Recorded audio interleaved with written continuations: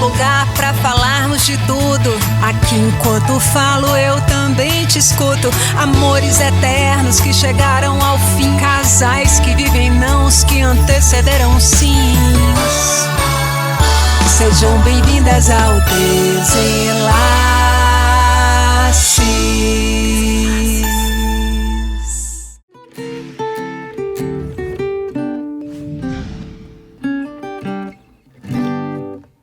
As coisas que mais ensinam são as que mais nos tocam. Isso eu ouvi dela, isso e tantas outras coisas que ficaram marcadas em meu ser. E por isso eu tive essa grande honra de trazê-la para falar para vocês, para partilhar um pouco sobre esse tema de hoje, que é o terceiro episódio, o lugar da mulher na contemporaneidade.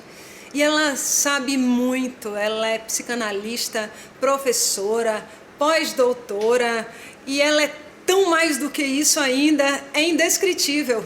Queridinha professora, querida de todos nós, Ana Amélia Faria, me fale, se apresente, porque eu não dou conta de te apresentar, por favor. Essas apresentações, né, de identidade impossível, enfim, o contato com Valéria se deu na Escola Baiana de Medicina e Saúde Pública, fui professora dela nos componentes de psicologia, fundamentos de psicologia e fundamentos de filosofia e ética. Eu tenho algumas pesquisas, essa praxis na psicanálise, e uma curiosidade, né, em relação às coisas do mundo, como é que funcionam, e quando Valéria traz alguma coisa que já está esquecida, que acho que eu que falei, as coisas que mais nos ensinam são as que mais nos tocam, tem alguma coisa que eu acho que fica para o lado da existência, né, então a existência é aquilo que anima, e ao animar, interroga, e ao interrogar, na medida impossível de cada um, a gente se move de cada uma, de cada um, de cada uma, a gente se inventa aí com aquilo que a gente tem entre um geral e um particular, né? E falando nesse movimento, né, nessa reinvenção, e pensando no quanto que nós somos atravessadas, né, pelo patriarcado, essa geringonça feita de crenças neutralizadas do machismo e que sustentadas na falta de diálogo, na autoridade, no autoritarismo. Então eu queria saber, assim, Ana, pensando nisso, nesse lugar, que por mais que a gente se movimente e nós nos movimentamos muito, como que essas estruturas, elas alteram os modos de amar das mulheres? Alteram ou condicionam, né? Não sei se altera como se houvesse alguma possibilidade de algo que já estava como uma essência. Não sei se eu entendo as coisas dentro dessa perspectiva de essência, mas de qualquer forma tem um tipo de narrativa que é um tipo de narrativa universalizante, que pensar nessa narrativa e nesses movimentos que essas narrativas se desdobram ao longo da história, essas narrativas se colocam condicionando vidas e corpos. E isso faz toda a diferença. E isso faz uma espécie de alienação, tanto de quem narra, quanto de quem é narrado. Narrada. Porque são cuidados, né? Quando eu tento relembrar, dialogando já com Simone de Beauvoir, tem uma coisa dessa humanidade. A humanidade ela não se consuma nesse universal, se consuma no particular infinito. Então, cada um é um infinito. Incrível. E você falou da Simone, né? E ela diz que a mulher é o grande outro, porque ela se coloca sempre nesse lugar de uma espera de reciprocidade do homem. E a Grada Quilomba vem e fala que a mulher negra é o outro do outro, porque ela não está nesse lugar da mulher branca, né? O que você pensa sobre esses diferentes lugares, essas posições de diferentes mulheres, de classes sociais? Voltando para o nosso tema aqui, né, que é nas relações de amar e de se separar, e de onde isso atravessa nossas formas de sentir a dor de amor. O que esses lugares de diferentes mulheres, como isso atua nessa diferença?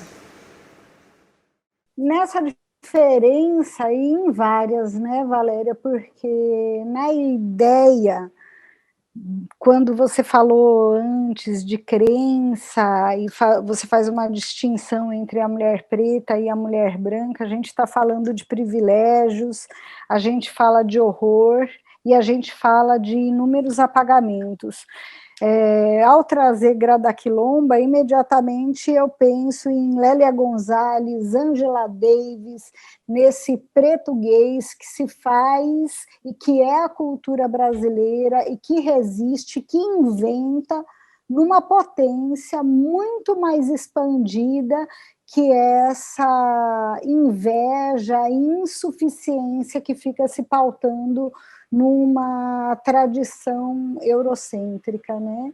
Então, eu acho que a potência que se pode colocar é uma potência de vizinhança, de reconhecimento de privilégio, de uma espécie de assim, postura política de abrir espaço, como me lembra Gayatri Spivak, que quando ela fala, se você tem um espaço, se você tem alguma possibilidade, e dentro de um espectro, assim, no território intelectual, você não fala pelo outro, você abre para que outros falem, porque, voltando à questão do universal, o universal é o particular de alguém. Agora, quando a gente pensa numa complexificação de inúmeras singularidades, aí eu acho que pode acontecer alguma coisa mais auguriosa. Óbvio, sempre a favor de política pública, um negócio terrível, danoso, que o Brasil pode viver agora, é perder a presidente do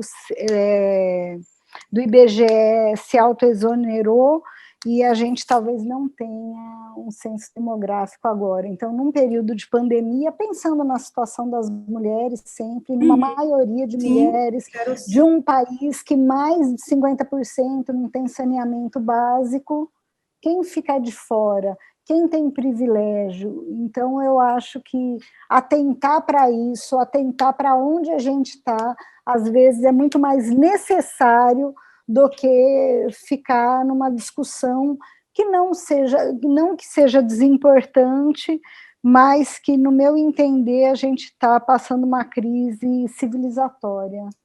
Lugar de mulher é onde ela quiser. Será? Isso soa bastante lógico, né? Muito bem, se a gente pensar no discurso das feministas, das pessoas mais conscientes, mas o quão nós estamos longe ainda desse lugar. Se a gente pensar que apenas 13% das mulheres ocupam cargos de CEO nas empresas brasileiras, que as mulheres recebem 30% a menos do que os homens e trabalham o dobro em casa, eu acho que isso você sabe, que nós representamos apenas 10% do Congresso, eu até olhei para me certificar, 10% do Congresso Nacional. E um dado difícil, que a cada 2 minutos uma mulher sofre violência doméstica. A Márcia Tiburi, ela define o feminismo como um desejo por uma democracia radical, voltada à luta dos direitos daqueles que padecem sob injustiças que foram armadas pelo patriarcado. O feminismo, ele ajuda a melhorar o modo como vemos o outro, nos leva ao direito de ser quem somos, de expressar livremente a forma de estarmos, a forma de aparecermos e, sobretudo, a forma com que a gente vai se autocompreender. O feminismo é um enlace entre a política e a ética e se orienta em defesa da singularidade das pessoas. A família tradicional brasileira é a família em que as mulheres se ocupam. Não é nem que mandam, mas se ocupam. Porque se tem um plano de fundo e de raso que é extremamente determinado por relações desiguais e violentas, tem o tempo todo uma mulher trabalhando, e uma mulher não branca trabalhando, e uma mulher gerindo e cuidando e fazendo viver não só os próprios filhos, como os filhos dos outros. Então, nesse nosso país brutalmente desigual, historicamente colonial, historicamente racista e mortífero, quem faz viver são as mulheres pretas, as mulheres não brancas. Mas todas as mulheres estão cansadas, inclusive as privilegiadas. Essas talvez um pouco menos, né? E tem uma frase do Chico Science que você usa na aula e ficou marcada também, tanto é que está aqui. Ana Amélia foi minha professora de graduação e do mestrado. Então eu tive a oportunidade de beber dessa fonte, espero ainda muitas outras oportunidades. E ela usa uma frase do Chico que diz assim: a gente se organiza para desorganizar. Então eu acho que é isso que ela está falando, né? Também desorganiza para organizar. A gente desorganiza para organizar. Eu acho que os dois. Eu pensei no sentido de se organiza, no sentido do feminismo, das políticas públicas para quebrar as estruturas, né? E também a gente se desorganiza das estruturas existentes para se organizar de uma outra forma. E eu acho isso incrível, incrível. Mas isso, quem diz isso? Quem faz a cultura no Brasil não é uma elite branca ou que se quer branca, ou que se ficcionaliza branca, ou que se ficcionaliza norte-americana, de orientação europeia. Quem faz a cultura no Brasil é essa alteridade machucada, massacrada, roubada, espoliada.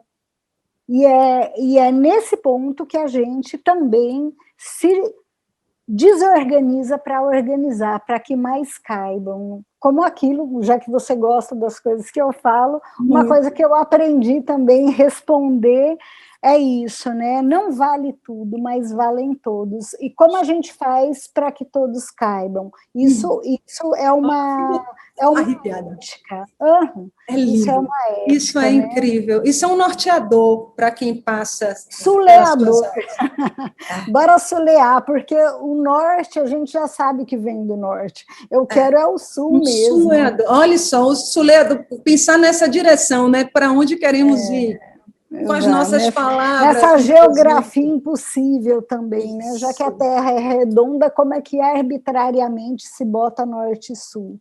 Então, como não existe pecado do lado de baixo do Equador, então vamos sulear para que, sem pecado, a gente devore o outro sem culpa e, ao mesmo tempo, possa falar das potências e das grandezas e das invenções que a gente pode produzir, mas produzir para que não haja fome, produzir para diminuir desigualdade, feminicídio, etc.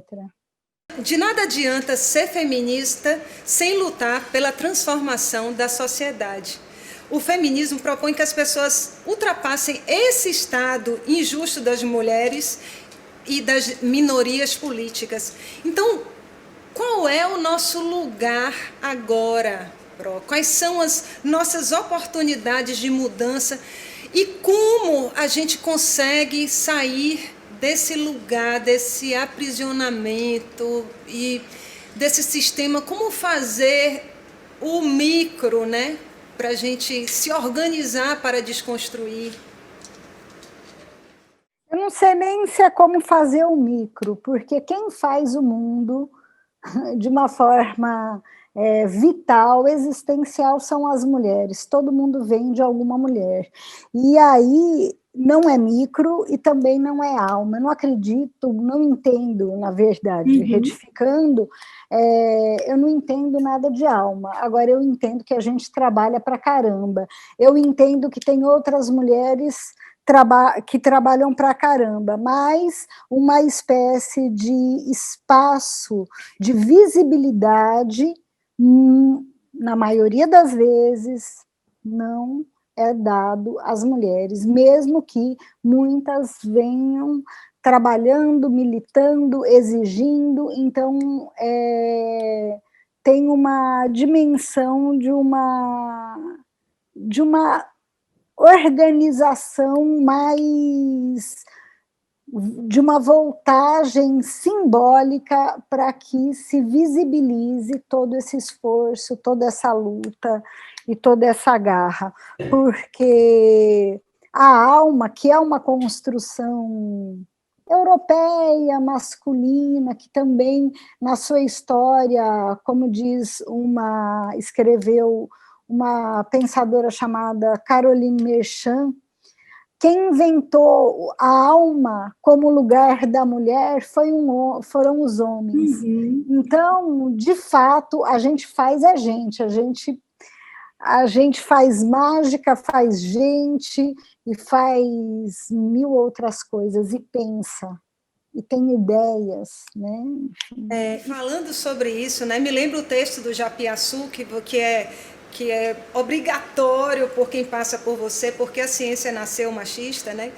A gente vê lá que tudo que sabemos das mulheres primeiro foi contado pelos homens. Demorou para que as mulheres conseguissem esse lugar de fala, o direito de dizer quem elas são. E tem esse livro, né, O Mito da Beleza, que eu gosto muito, da Naomi Wolf, que gira, em que ela diz que esse mito da beleza, ele também gira, ele vem do poder institucional do homem. Antes, era uma espécie de domesticidade virtuosa. As mulheres tinham essa qualidade, esse imperativo dos homens. Isso foi se transformando em uma beleza virtuosa. E aí tem os ideais de beleza, de juventude, de magreza, de tantos que são construídos por esse patriarcado e que trazem tanta opressão para esse ser, né? Esse ser e esse sentir das mulheres. Fala um pouquinho sobre isso. A filosofia, né? A filosofia é uma amizade ao pensamento que, de alguma forma, nessa história ocidental engendrada desde os pré-socráticos por homens, mas que traz elementos vinculados à metafísica, à estética, à política, à retórica, e que se ocupa em pensar o mundo, as coisas do mundo, as coisas de quem pensa o mundo numa pegada mais antropocêntrica. E voltando, né, a essa consideração a respeito da estética, eu até trouxe uma brincadeira. A estética pode ser pensada e vista na ponta dos meus dedos. Então, essa estética inacabada, desgraçada, semi-destruída, é uma estética que eu posso brincar, inclusive, com uma ruína, que demonstra que a gente pode estar em lugares que evidenciam a passagem do tempo. Então, a passagem do tempo, como eu já mostrei, está na ponta dos meus dedos, no meu esmalte que está se deteriorando, e isso também é uma condição de uma imanência. A estética, ela não precisa ser exclusivamente pensada num repertório transcendental. A estética pode estar sendo atravessada por nós e torcida para que, como sempre, haja e se ocupe de elementos mais plurais, mais mixados, mais múltiplos, né? Múltiplos. Muito interessante a gente perceber, e eu acho que a função do feminismo é essa também, da gente entender as singularidades, né? Os outros lugares. Quando você fala isso e você traz a unha, a marca que você tem, cada uma com suas marcas, cada um com o seu ponto de vista, eu acho interessante.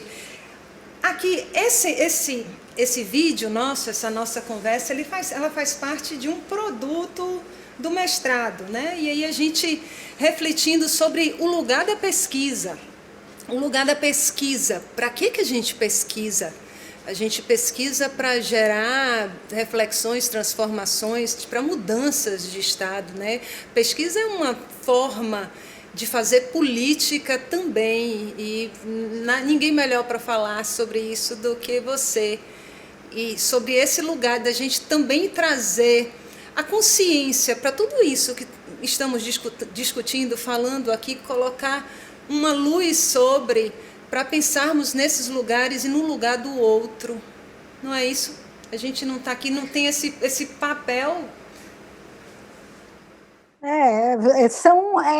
Eu acho que a pesquisa ela pode evidenciar lutas, trazer uma dimensão de uma solidariedade, trabalhar para isso, a favor de uma transtemporalidade em que a história ela pode ser recuperada em diferentes organizadores, que não só os organizadores de uma história mais oficial, mas entender, insisto, como é a história do Brasil, como é a história das lutas do Brasil, como é a história da resistência no Brasil, como é a história desse Brasil tão fragmentado, tão plural, que inviabiliza a vida de tantas pessoas.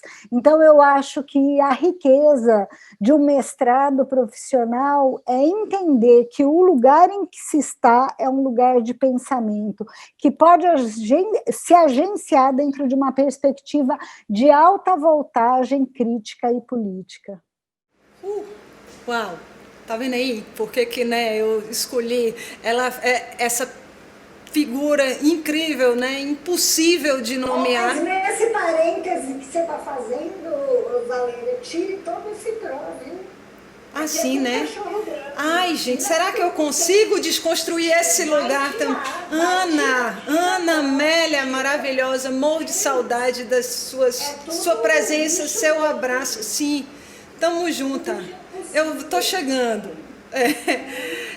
Ela fala, Ana Amélia sempre diz isso, que eu trabalho para a vida, não para um semestre ou dois. Isso também eu anotei, que é incrível, né? Porque tanto é que ela marca, ela traz isso como um ato de político de existência por todas as pessoas que passam e que ficam ali com isso cravado no ser. E é isso que eu tenho. Eu quero agradecer muito a sua participação, né, na minha simples pesquisa, você aqui mostrando o que é sororidade, o que é ser mulher nessa parceria de uma levantando, ouvindo a outra diante do que ela tem, a gente construindo ideias, reformulando coisas, muitas vezes de lugares diferentes, a maioria das vezes, de opiniões distintas, mas estamos dialogando nessa dialética incrível do ser mulher e do ser mulher na contemporaneidade. Que difícil, que difícil. Muito obrigada, querida, muito obrigada por sua participação. E estamos juntos, espero ter outras oportunidades com você. Eu posso falar só mais Sim, por favor, deve. Tá. Então, quando você lembrou, Valéria, dessa coisa do que eu ambiciono, né, que eu falo, que eu trabalho para a vida de vocês, e dentro da palavra ambição tem a palavra ação. Quando a gente trabalha em alguma coisa, O que a gente está trocando, o tempo que a gente gasta, não é por dinheiro, mas é por vida, é o tempo de vida que a gente se dedica e que a gente expande aí quando a gente está em alguma troca. Então, eu entendo que a emancipação se faz em cima dessa movimentação narrativa, e numa movimentação narrativa que pode, inclusive, se querer, deshierarquizada, porque, como você falou, cada um tem um percurso, e a gente não faz por conta de uma qualidade intrínseca ou de uma hierarquia. A gente faz, tudo que a gente faz é porque, em alguma medida, a gente precisa daquilo. Então, eu preciso também das coisas que eu faço, né? Sim, eu preciso de você, eu preciso de tudo isso que você traz, a gente precisa um mundo universo, as mulheres precisam de você. Gratidão, querida. É assim que vamos, né, terminando essa conversa incrível, que é uma provocação, tantas coisas são abertas a partir de um diálogo maravilhoso como esse. Se vocês gostaram, coloca os comentários nesse vídeo, tem lá também no Instagram, eu estou tão emocionada, Desenlaces Contemporâneos, esqueci por um momento até o nome, Desenlaces Contemporâneos no Instagram, e participa com a gente, diz o que você acha, o que mais você quer saber. E Ana tem alguma rede social, algum canal de contato? Não tem. Se vocês quiserem alguma coisa dela, falem comigo, que eu agencio isso. Não tem, né? Não, tá ótimo, porque o que eu tenho é mais pessoal, e por conta da pandemia eu estou em redução de danos, nem estou mexendo tanto, só de vez em quando, então eu tenho trabalhado muito, né? Enfim. Muito bom, muito bom. É isso, querida. Obrigada a todos, obrigada pela atenção, pelo cuidado, por estar aqui junto com a gente, pensando, reformulando, construindo, transformando esse lugar de ser mulher. Um beijo e até o próximo, o 4º episódio. Um beijo, minha flor. Beijos, querida. Até a próxima. Obrigada, viu, Tchau, coração? amore. Obrigada Obrigada pelo a você. convite.